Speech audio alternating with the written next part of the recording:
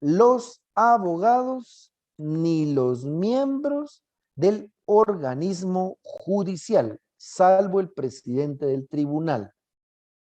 Ojo acá, pues, jóvenes, recuérdense que en su momento hablamos que tanto el Tribunal de Conciliación como el Tribunal de Arbitraje estaban conformados, se recuerda, por un juez letrado, dos jueces lego, es decir, dos jueces de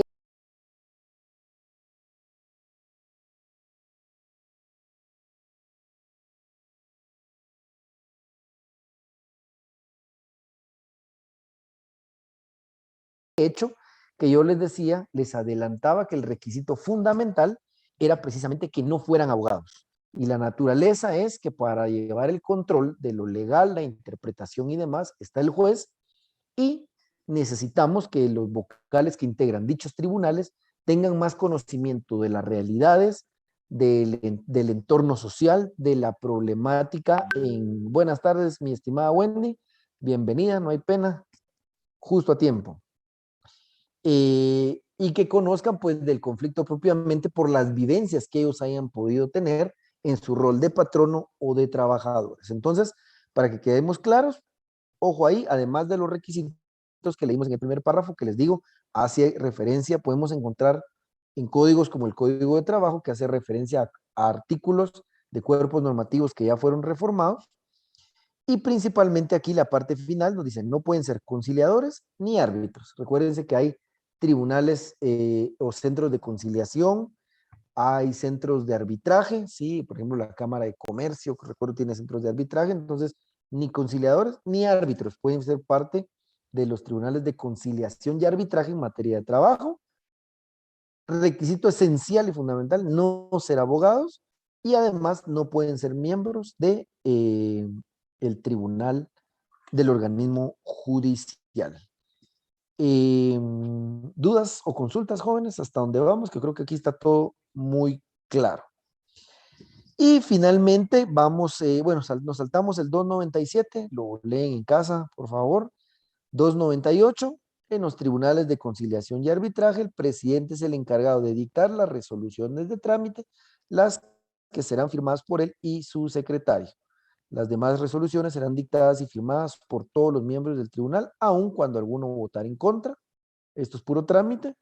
Las deliberaciones de los tribunales de conciliación y arbitraje son secretas y la votación debe efectuarse en la misma forma del día señalado para el fallo. Las decisiones de este tribunal son tomadas por mayoría de voto de sus miembros. La parte ya de propiamente cómo se integra, delibera y resuelve en estos tribunales la vamos a ver en el apartado correspondiente. Aquí me interesaba básicamente que viéramos lo que establece el artículo 292, 294, 295 y 296. No hay dudas hasta aquí, jóvenes. Avanzamos a la siguiente forma de organización de los tribunales en materia de trabajo. ¿Ninguna duda? ¿Están conectados? ¿O solo tienen el teléfono? No, sí, Lick, lo que Lick, pasa es muchas que como gracias. nos... Sí, licenciado. Todo bien, Pues excelente. Sigamos, pues, jóvenes. Sigamos entonces. Estamos, Vamos. Lick. Gracias, gracias, mis estimados. Bueno, vamos, pues. Gracias a Dios, vamos todo claro. Eh, vamos a ver, ¿sí? Que la siguiente organización dentro de los tribunales, dentro del materia colectiva procesal del trabajo, son las salas de la Corte de Apelaciones, ¿sí? La sala de la Corte de Apelaciones. Y vamos entonces al artículo 300. Vamos a dar una leidita rapidita a todos, aunque hay 2 o 3 artículos que son medulares. Artículo 300. La Corte Suprema de Justicia, conforme las necesidades lo demanden, determinará el número y jurisdicción territorial de las salas de apelaciones que conocerán en segunda instancia de los asuntos de trabajo y previsión social. Brevemente, porque esto lo voy a mencionar aquí adelantito, vemos que es la Corte la que conforme a las necesidades, dice, determinará el número y jurisdicción territorial de las salas. ¿Sí? Solo para que lo tengamos presente. La Corte es la que determina cuánta necesidad hay, en qué materia y en qué lugares. Bueno, artículo 301. Dichas salas serán integrados por 3 magistrados titulares y 3 suplentes electos por el Congreso de la República, debiendo presidir el tribunal el electo en primer término y correspondiendo calidad de vocales primero y segundo a los otros 2 en el orden de su elección. Tendrán un secretario que debe ser abogado de los tribunales de la República o estudiante de Derecho y los escribientes y notificadores que fueran necesarios. Esto es cómo se conforman las salas, ¿verdad? Un magistrado presidente, 2 vocales, salas de apelaciones, órgano colegiado, ¿sí? 3 personas y además 3 suplentes, ¿sí? Brevemente, creo que tema lo ven ustedes en derecho constitucional, todo el tema de cómo se conforman la Corte Suprema de Justicia, las salas de apelaciones, las famosas nóminas, que ha sido un tema reciente en Guatemala, y solo se los traigo a colación porque para su servidor, si está regulado el proceso en la Constitución Política de la República, en las leyes ordinarias, en la ley de comisión de postulación, no sé, porque muchas veces tergiversan estos temas, pero se los hago mención porque ustedes, como futuros abogados, tienen que tener una posición crítica personal de todos estos temas. Recomendación, desde ya vayan involucrándose, lean, investiguen, ¿sí? Porque van a ser profesionales del derecho, que tienen que tener un criterio propio sustentado en esto, en su interpretación legal. Les dejo ahí ese comentario aislado, solo porque sí considero pertinente que ustedes vayan tomando conciencia de las responsabilidades que van a tener como profesionales del derecho. Bueno, artículo 302. Los magistrados de las salas de trabajo y previsión social deben tener las calidades que la Constitución exige para ser magistrado de la Corte de Apelaciones y de preferencia ser especializados en derecho de trabajo. En la práctica esto realmente yo no he visto que se dé. Realmente las salas no necesariamente se integran con profesionales que sean expertos en esa materia. Entonces, pero es importante darle un poquito de lectura a este artículo. Vámonos al 303. Las salas de apelaciones de trabajo y previsión social conocen en grado de las resoluciones dictadas por los jueces de trabajo y previsión social o por los tribunales de arbitraje cuando proceda la apelación o la consulta. Entonces, bueno, si bien es cierto, los 4 artículos que hemos leído son importantes, vamos a destacar el 301. ¿Cómo se integra la sala? Son 3 magistrados titulares, 3 suplentes, un presidente, 2 vocales y el 303. ¿Sí? ¿Cuál es la competencia de las salas? Conocer en grado, ¿sí? En alzado, revisar básicamente lo que es un tribunal menor, es decir, el juzgado de primera instancia, de todas las resoluciones emitidas por ellos o por el tribunal de arbitraje. Pregunta, ¿por qué, dice Evelyn, era una de las críticas del respetable licenciado Landelino la falta de jueces especializados en materia laboral? Sí, él era muy crítico de eso desde que yo recibí clases con él y se los digo yo ahora. No necesariamente todos los jueces y magistrados son expertos en materia laboral. No hablo de todos, pero digo que no necesariamente todos son expertos en la materia. Bueno, pregunta. Las salas de apelaciones de conformidad con el artículo 303 conocen en grado lo resuelto por los jueces de primera instancia y los tribunales de arbitraje. Pero ¿por qué no conocen lo resuelto por el tribunal de conciliación? A ver quién me responde esa. Porque las recomendaciones no son vinculantes, Lee. Exacto, mi estimado Cristian. Porque los tribunales de conciliación no emiten sentencia. Sí, la resolución que ellos emiten se denomina pliego de recomendaciones, que si bien es cierto, mi estimado Cristian, solo ahí tiene una excepción, no son vinculantes, excepto cuando vamos al arbitraje. Pero en todo caso, quien emite la resolución final o la sentencia, denominado laudo arbitral, es el tribunal de arbitraje. El tribunal de conciliación no emite resoluciones finales. Muy bien, mi estimado Cristian. Gracias, mi estimado Cristian. ¿Alguien iba a hacer alguna pregunta? Sí, Lick, también porque las conciliaciones no son apelables, tengo entendido yo. No se puede apelar una conciliación. Sí, pero digamos, tal vez aquí ya estamos hablando más de manera genérica, que obviamente hay un acuerdo y voluntad de las partes, es inapelable, al igual que un contrato. Aquí muy puntualmente en materia procesal colectiva es porque únicamente emiten recomendaciones, ¿sí? Pero en el mismo sentido, mi estimado Braulio Gabriel. Bueno, vamos a ver que existe una excepción, ¿sí? Vamos a ver que existe una excepción. Vamos a ver nuevamente, les voy a compartir el decreto 7184 y vamos a ver creo que artículo 6. Sí, aquí estamos, miren, pues, vean. Establece artículo 6. Son competentes para conocer de los conflictos colectivos de carácter económico-social que se produzcan entre trabajadores del Estado y sus entidades descentralizadas y autónomas, los tribunales de trabajo y previsión social de la zona económica donde obtengan los trabajadores su principal centro de ejecución de labores. Hasta aquí todo normal. ¿Quién es el competente para conocer conflictos? El juzgado de trabajo y previsión social. Punto y seguido. Si se trata de conflicto de los trabajadores del organismo judicial, conocerán en primera instancia las salas de apelaciones de trabajo y previsión social y en segunda instancia la Corte Suprema de Justicia por su cámara respectiva. Ojo ahí, pues, jóvenes. Ojo ahí, pues, jóvenes, ¿sí? Ojo.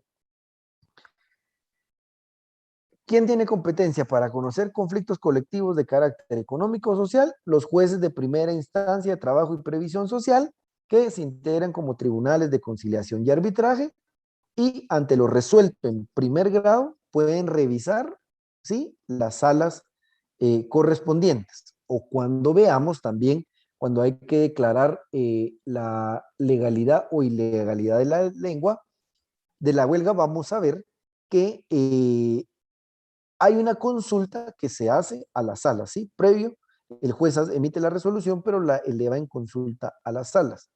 Bueno, la excepción a esa regla, ¿sí? La excepción a esa regla, vamos a ver es que cuando se trate de conflictos 7186, ahí estamos. Gracias, mi estimada Carla. 7186 es el número de decreto, mi estimada Sara.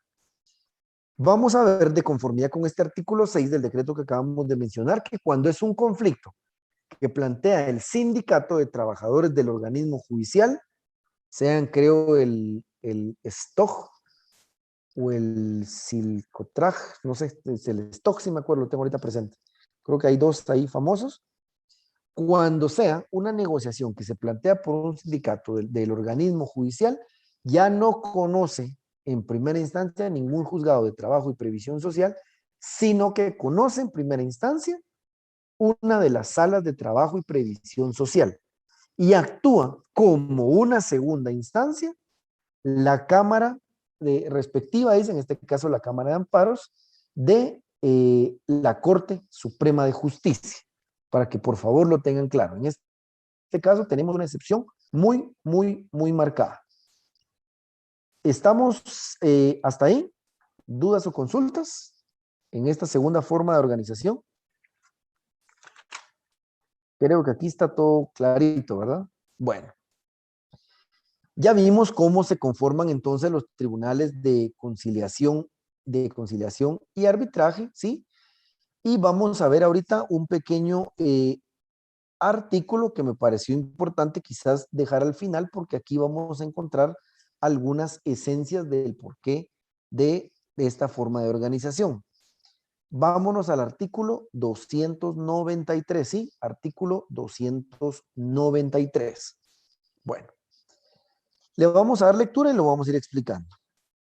La finalidad esencial de los tribunales de conciliación y arbitraje, si quieren subrayen ahí porque el propio código nos lo dice.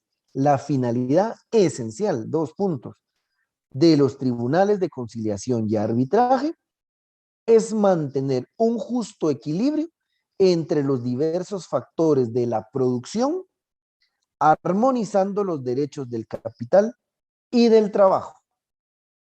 Ojo ahí, pues. Mantener un equilibrio.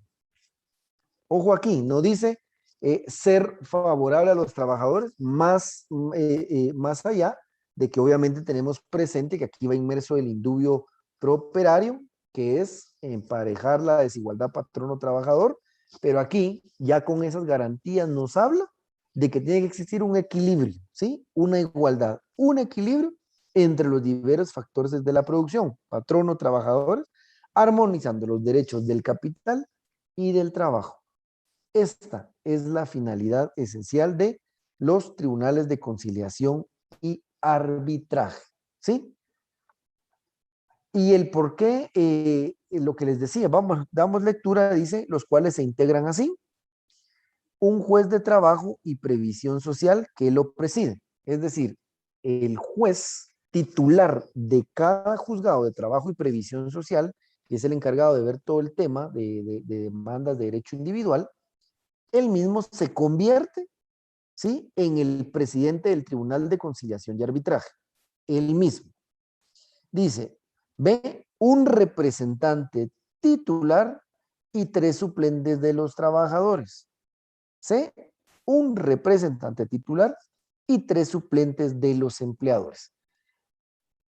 Les decía, cuando vimos que la Corte Suprema de Justicia es quien integra las nóminas, cuando integran las nóminas, de una vez le notifican a cada juzgado, representante titular, y en el orden quiénes son los suplentes de cada uno de los titulares, de trabajadores y patronos. ¿Sí? A inicio de año están conformados todos los tribunales de conciliación y arbitraje de los distintos juzgados de primera instancia y previsión social. El juez ya está notificado y cuando se plantea un conflicto, inmediatamente sabe quiénes son los titulares que deben integrar, y en el caso de alguna excusa o impedimento, pues ya serán los vocales en el orden respectivo.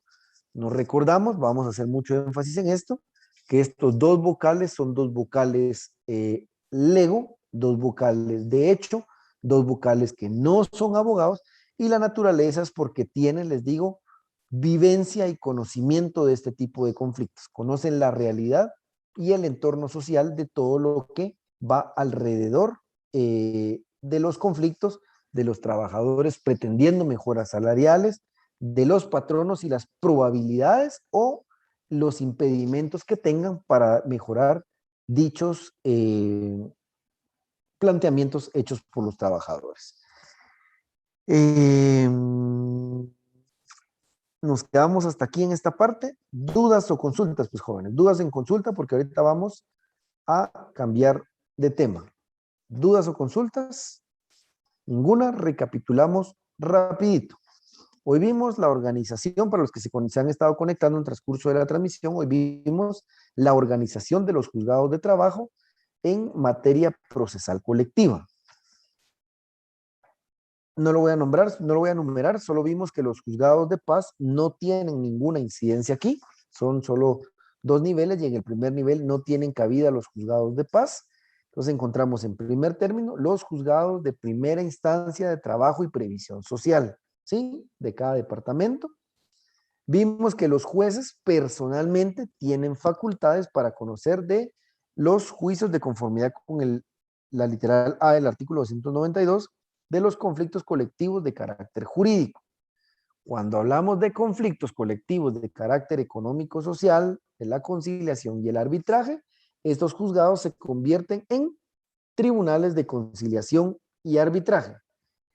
Vimos además que tienen intervención las salas de las Cortes de Apelaciones de Trabajo y Previsión Social en materia laboral, y vimos que cuando se trata de los trabajadores sindicalizados del organismo judicial, constituye una única excepción en la que en primera instancia no conoce el juez de primera instancia, sino la sala de la Corte de Apelaciones, y la segunda instancia la constituye la Cámara respectiva de la Corte Suprema de Justicia. Vimos que el último día hábil del mes de noviembre de cada año, representantes de trabajadores y de patronos envían sus respectivas nóminas a la Corte Suprema de Justicia para integrar los tribunales de conciliación y arbitraje, y hablamos un poquito de quiénes son esas partes que envían sus respectivas representaciones. ¿Dudas o consultas hasta acá, jóvenes? Sí, Luis, disculpe, tal vez podría repetirme tantito lo de, es que me quedé algo perdido en esa excepción de cuando no conoce el tribunal de primera instancia. Los tribunales, cuando se trate del planteamiento de un conflicto, ¿sí? De los trabajadores del organismo judicial, del OJ, cuando se plantea el conflicto, no lo conoce el juzgado de primera instancia, trabajo y previsión social, sino que en primera instancia va a llevar el conflicto la sala de la Corte de Apelaciones de Trabajo y Previsión Social. Esta es la única excepción a la regla.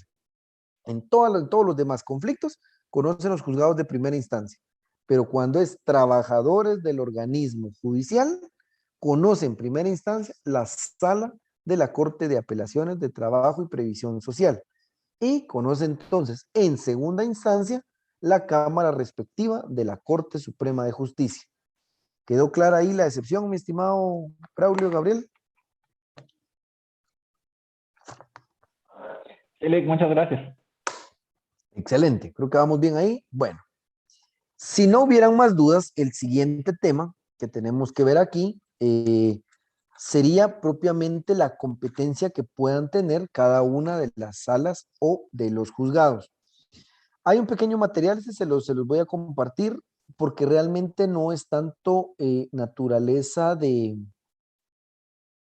curso como, o sea, sí es un antecedente, más no la forma en que actualmente se distribuyen estos juzgados. Mire, lo voy a tratar de resumir por el tiempo. Vean, de conformidad con el artículo 282, vamos al artículo 282, vean, nos establece aquí, se deben establecer juzgados de trabajo y previsión social con jurisdicción en cada zona económica que la Corte Suprema de Justicia determine, atendiendo a concentración de trabajadores, industrialización del trabajo, número de organizaciones sindicales de patronos y trabajadores, y con el informe que previamente debe rendir el Ministerio de Trabajo.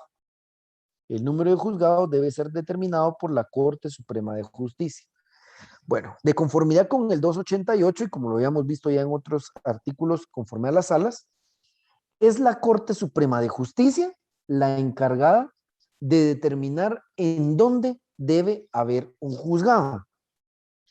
Pero veamos que el artículo 288 nos dice que debe ser de conformidad con las zonas económicas. Bueno, con base en este artículo 288, en el año de 1997, acuerdo 1897, la Corte creó juzgados de conformidad con 8 zonas económicas, que son estas que están acá.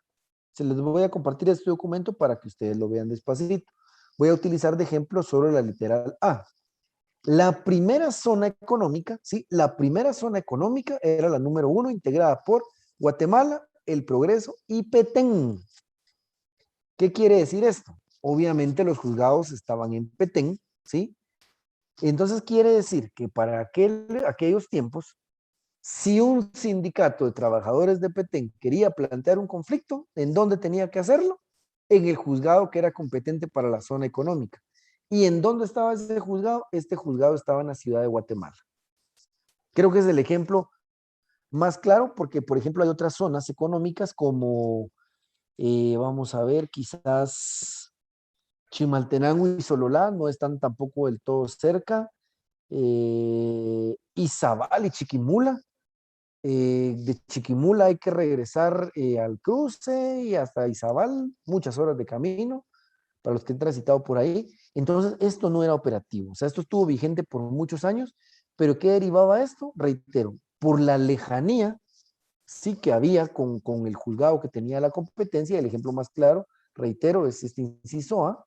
Esto provocaba que no hubiera o no se cumpliera con aquel postulado de libre acceso a la justicia, ¿sí? Entonces, este acuerdo no era realmente operante, ¿sí? Les dejo este antecedente de las zonas económicas para que ustedes puedan tener conocimiento de cómo se conformaban antes dichas zonas Para el año 2003, la Corte Suprema de Justicia emite el acuerdo 2-2003. Les dejo los acuerdos, que ustedes los pueden buscar en internet, jóvenes, mediante el cual extiende la competencia para conocimiento de los asuntos de naturaleza procesal colectiva a todos los juzgados de trabajo y previsión social. ¿Sí? Entonces, en el 2003, la Corte dice no es, o evalúa que no es viable, que no es bueno tener solo competencia por zonas económicas, que los tribunales de conciliación y arbitraje se constituyan, reitero, en el caso, por ejemplo, de la zona A, únicamente en Guatemala, y se crean ya juzgados de primera instancia de trabajo y previsión social, como mínimo en todas las cabeceras departamentales. Actualmente hay una cabecera departamental, un juzgado de trabajo y previsión social por cada cabecera departamental. Y recuerdo, me corrigen para los que estuvieron conmigo el semestre pasado, no recuerdo si lo vimos o fue hace un año que les compartí ese acuerdo a los compañeros de la vez anterior, que en este acuerdo pues también se ve que hay municipios que ya tienen también juzgado de primera instancia de trabajo y previsión social. Les decía el caso de Malacatán, de Coatepeque, de Chihuahua, de Poptún, se me olvidan ahorita, pero son como seis o siete que tienen ya la competencia respectiva, ¿sí? Para conocer de primera instancia de trabajo y previsión social. De igual manera, en su momento, como lo vimos en el artículo 301, si no mal recuerdo, vimos que así como los juzgados, ¿sí? Vimos el 288, nos dice que la Corte es la que debe establecer en dónde se crean juzgados. Y el 301 nos establece que es la misma Corte Suprema de Justicia la que debe establecer cuántas salas deben conocer o existir por cada región o materia. Antes del 2019, vamos a ver si lo tengo por acá, eso no lo tengo en el material. Anteriormente hubo un acuerdo que creó, primero eran 4 salas. Primero fueron 4 salas, voy a ver si los consigo. No lo tengo aquí a la mano. Pero anteriormente eran únicamente 4 salas, ¿sí? 4 salas las que tenían la competencia para conocer todo en materia colectiva a nivel nacional. O sea, usted acudía en primera instancia, y si bien es cierto, ya había un juzgado de primera instancia de trabajo y previsión social en cada cabecera departamental, cuando a usted le tocaba apelar una resolución o se tenía que hacer una consulta para que la sala se pronunciara acerca del trámite de la huelga, resultaba que las salas competentes estaban, sorpresa, en Guatemala. En ese primer momento habían 3 salas en Guatemala y una sala en Suchitepeques con competencia en materia laboral. La Corte, pretendiendo expandir un poco más la competencia, creó una 5ª sala, que fue como finalmente estuvieron aquí en Guatemala, pero de esas 5 salas, reitero, 4 estaban en Guatemala y una en Suchitepeques. La sala de Suchitepeques, creo, conocía Shela Retaluleu, porque creo que ni siquiera la de Escuintla, y para el resto de departamentos, las competencias las tenían las 4 salas restantes de Guatemala. O sea, había una sala que tenía competencia de Petén, Izabal, todos venían hasta acá. Es hasta con el acuerdo 24-2019, que se los dejo acá en pantalla, el acuerdo 24-2019, que ya se amplía competencia a las salas. Este es un acuerdo larguísimo, se los recomiendo bastante que lo puedan, que lo busquen, que lo lean, aunque estos para fines ya realmente muchísimo más prácticos o de competencias. Y además una invitación para que con esta información que les doy no se queden, porque muy probablemente mañana, pasado mañana, haya un nuevo acuerdo de la Corte que modifique competencias, que amplíe competencias o que cree nuevas salas. Conclusión, ahora a partir de este acuerdo del año 2019 ya existen salas con competencia mixta, competencias mixtas. Yo les voy a mandar el material, mi estimada Lucía, pero es el 24-2029. Entonces ya existe, por ejemplo, la sala regional mixta de Huehuetenango, que conocen de apelaciones civiles y familia, que normalmente va civil, familia, son lo más comunes que puedan haber. Normalmente las penales sí están un poquito separadas, entonces de repente sala regional mixta con competencia civil, familia y laboral. Sí, ahí van a ir viendo ustedes, pero ya hubo, aunque todavía no es óptima la desconcentración, porque lo ideal sería que por cada departamento existiera una sala de la Corte de Apelaciones de Trabajo. Todavía no hemos llegado a ese tema, pero por lo menos ya existe una desconcentración. Pero reitero, este último tema se los comparto únicamente para que ustedes puedan ver cómo del año 60 al 97 era un tema complicadísimo para aplicar el derecho colectivo de trabajo y cómo del año 97 en adelante, 2003, 2014, 2019, sí ha habido una preocupación de quienes han integrado la Corte Suprema de Justicia para, muchas gracias, mi estimado Diego, 100 puntos para usted, Diego. Creo que usted tampoco llegó al 30, vamos a ver si le consideramos el 30.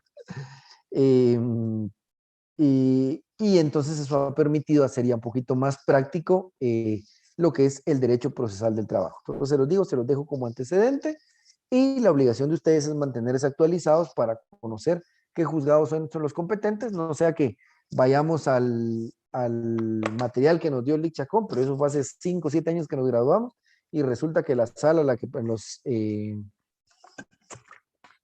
me leyó entre líneas, Braulio. Entonces, puede ser que ustedes estén litigando ante un juzgado que no tenga competencia, ¿vieron? Entonces, mucho ojo con eso. Bueno, dudas o consultas, jóvenes, nos quedó pendiente un temita, bueno, no pendiente, realmente lo abordamos al inicio del siguiente clase, que son los sujetos procesales, eso está facilito, que es el grupo coaligado, sindicato y patrono. Ahí no hay mucho que abordar, grupo coaligado, lo vimos hace un año, se recordarán ustedes a qué organización de trabajadores que no son sindicalizados, eligen un comité ad hoc, el sindicato que lo conocemos ampliamente, artículo ¿qué? 209 en adelante, 20 o más trabajadores y demás, y el patrono que es obviamente el empleador, está el artículo 2, o sea, ahorita solo les doy un adelanto, pero ese tema lo vamos a ver en 5 minutos porque ustedes ya lo vieron, y entraríamos primeramente Dios el lunes, ¿sí? A lo que es propiamente el conflicto colectivo de carácter económico-social. Alguien que se identifica solo aquí como iPhone pone culebritas, yo espero que sea molestando porque no tiene ni el nombre y no se toma la molestia de buscar los acuerdos.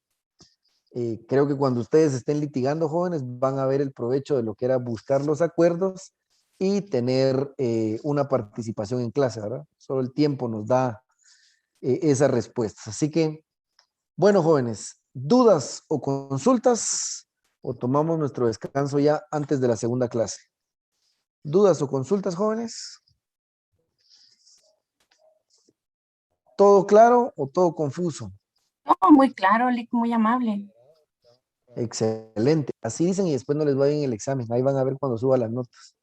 Pero Mejor bueno. páselas ahorita, Eso sí licenciado. dolió. No, mentiras. Bueno, jóvenes, voy a dejar aquí la grabación por el día de hoy. Recording stopped. Bueno, y que tengan una feliz noche, un buen mini descanso, éxitos a segundo.